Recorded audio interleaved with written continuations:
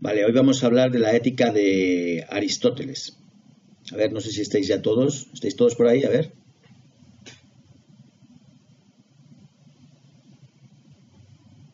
Sí, veo que estáis todos. Vale, muy bien. Vamos a hablar de la ética de Aristóteles. El concepto central en la ética de Aristóteles es la felicidad. El concepto central es la felicidad. Aristóteles es un autor muy importante en la historia de la filosofía, casi tanto como Platón o más. Y su obra más importante de ética se llama Ética a Nicómaco. Nicómaco era el nombre de su hijo y entonces la ética está dedicada a su hijo. Entonces se llama Ética a Nicómaco.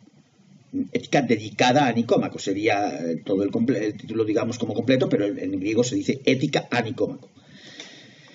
Bueno, pues en esta obra Aristóteles habla de un concepto que es el concepto de telos, que es fin, porque Aristóteles piensa que todos los seres tienden a un fin, buscan una finalidad, tienen un propósito en la vida.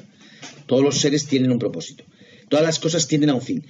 Y esto en griego es el telos. Telos es fin, y de ahí viene la palabra teleología. De manera que su ética va a ser llamada una ética teleológica. Porque todas las cosas tienden a un fin. Teleología no es lo mismo que teología. Teos, acordáis que era Dios, Teo era Dios, y telos es fin. Entonces, una ética en la que tiene importancia el fin, es una ética teleológica, de telos, fin. Vale, para Aristóteles, el fin de algo es su bien. El fin de algo es su bien. Es decir, las cosas tienden a algo y ese fin al que tienen es su bien, el bien de esa cosa, el bien de cada cosa. Por ejemplo, el árbol tiende a hacerse grande, a crecer, a echar ramas, a hacerse una gran copa. Bueno, pues ese desarrollo, eso es su bien, Vale, en el ser humano, el fin, el bien y la felicidad coinciden. Es decir, el hombre tiende a la felicidad. El fin, ¿cuál es el fin? ¿Cuál es el telos del hombre, del ser humano? La felicidad. De manera que ese es el telos del ser humano. La felicidad. Y de todos los seres humanos están de acuerdo en que buscan la felicidad. Pero no todos están de acuerdo en el contenido de la felicidad. En qué contenido le dan a la felicidad. Es decir, cuando decimos yo quiero ser feliz, no todos están diciendo lo mismo, porque unos quieren alcanzar la felicidad de una manera y otros de otra. Vale, entonces Aristóteles se pone a estudiar las distintas opiniones que existen en su momento, en su época, sobre qué es lo que nos da la felicidad, qué es lo que nos hace felices. Y estudia varias opiniones que son el placer, la fama, las riquezas y la vida del sabio.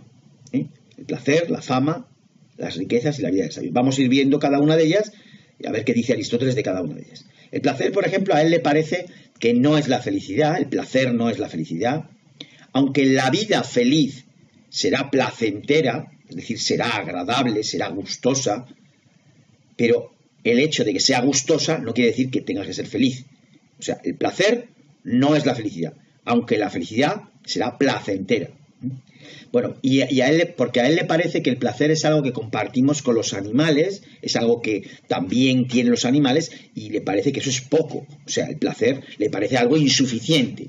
Es decir, tenemos que conseguir placer, pero no es eso lo principal. No es eso lo principal.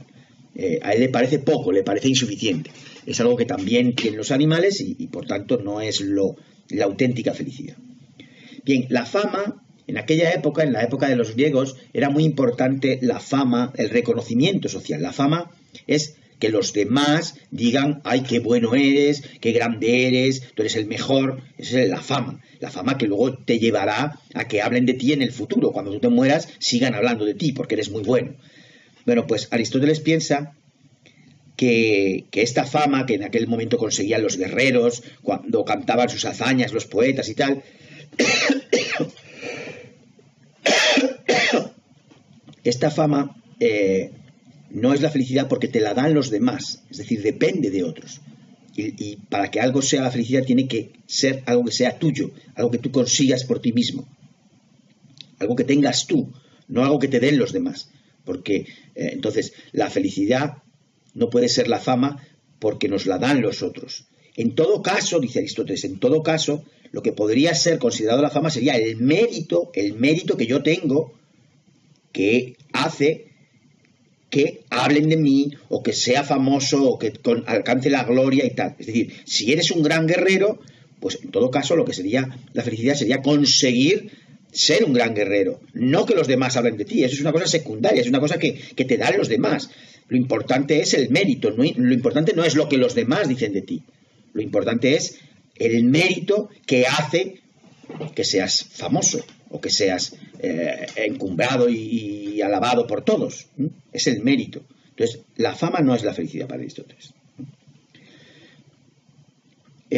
Bien, la riqueza, el dinero, la riqueza, tampoco es la felicidad para Aristóteles, y no lo es porque la riqueza, en realidad, es como una característica, es una propiedad, es como un requisito que se tiene que cumplir para que haya felicidad, pero no es la felicidad. Os pongo un ejemplo. La electricidad. La electricidad, hoy en día, necesitamos, por ejemplo, la electricidad para vivir. Es decir, no podemos imaginar una vida sin electricidad. Todo se pararía, no funcionaría la vida. ¿Vale? La electricidad es necesaria para vivir, pero nadie diría que la felicidad es la electricidad. La electricidad es un requisito, es como las bases sobre las cuales ponemos los pies para luego ser felices, hacer nuestro proyecto de vida. Pues la riqueza sería algo así. Es decir, un cierto nivel de dinero, poder tener las necesidades cubiertas, tener comida, tener cobijo, tener abrigo, tener una casa, todo eso es necesario, pero eso no es la felicidad. La felicidad será algo más que toma como base la riqueza que es necesaria, pero es como la base. Vale, además del dinero nunca te cansas, siempre quieres más, con lo cual pues no puede ser la felicidad, porque siempre estás deseando más, no. Vale, y la última cosa que él dice que puede ser la felicidad y que él piensa que eso es la felicidad es ejercitarse en aquella actividad que sea más propia del hombre. O sea, aquella actividad que sea más propiamente humana, esa actividad será la felicidad. Ejercitarse en esa actividad. Y entonces él distingue tres vidas. La vida vegetativa, que es la vida de las plantas, que es nutrirse, crecer. Vale, esto lo hacen las plantas, lo compartimos nosotros con las plantas, pero esto no es la felicidad, esto es una cosa más del hombre.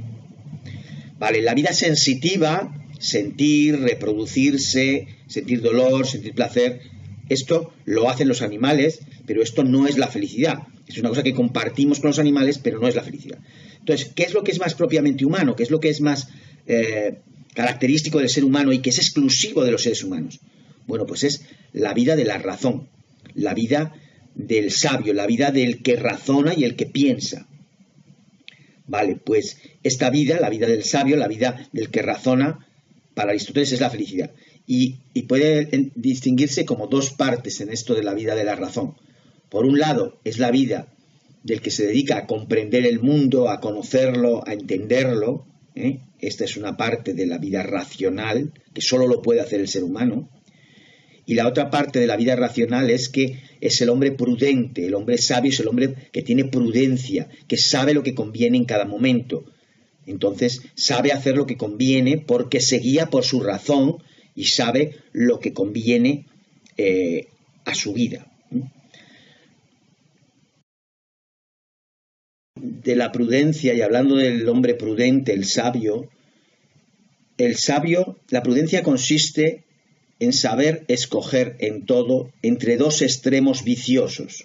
Es decir, en muchas cosas de la vida hay que saber calcular y no pasarse ni por extremo ni por defecto. Es decir, ni quedarse corto ni pasarse. Esto es lo que en el lenguaje corriente se ha pasado al lenguaje corriente del castellano como eso de en el medio está la virtud.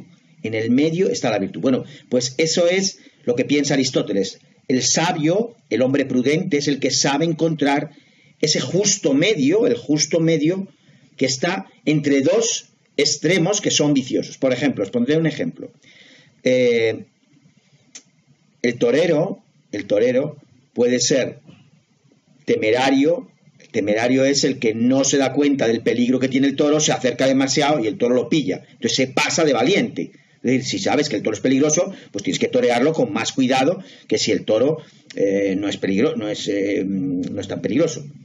Entonces, y luego también estaría por el otro extremo, el extremo por defecto sería el torero que es cobarde y entonces no se acerca casi al toro y casi sale huyendo y le cuesta mucho darle pases. Es decir, uno se pasa de cobarde y otro se pasa de valiente. Entonces, entre la temeridad, que es el extremo por exceso, temeridad, y la cobardía, que es el extremo por defecto, el que se queda corto, está el valor, la valentía. La valentía es saber acercarse al toro, pues en la medida en que no hay riesgo, en la medida en que dominas la situación.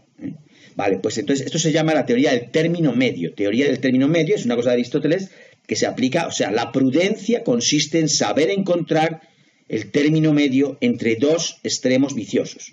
Saber encontrar el justo medio. Y ya os digo, es lo que ha pasado en la historia de la filosofía como la idea esa de que en el medio está la virtud.